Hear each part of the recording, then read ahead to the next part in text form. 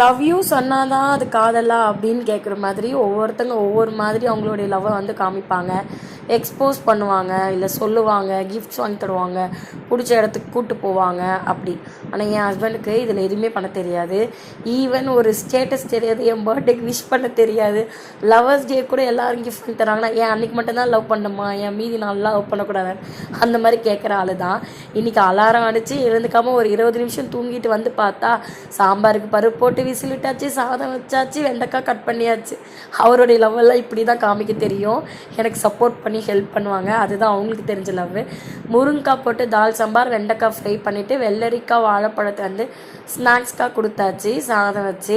So பாதி பாட்டு ஹஸ்பண்டே பண்ணிட்டாங்க. சரி அங்கன்வாடி போய் சத்து மாவு வாங்கிட்டு வரலான்னு போனால் மேடம் போனோடனே அவங்க எல்லாருக்கும் போய் நடுவில் உட்காந்துக்கிட்டு அங்கே இருக்கிற டாய்ஸ் எல்லாம் வச்சு விளையாட ஆரம்பிச்சிட்டா. பேசாமல் இவளை அங்கன்வாடியே சேர்த்து விட்டுடலாமா கூட எனக்கு ஒரு நிமிஷம் தோணிருச்சு.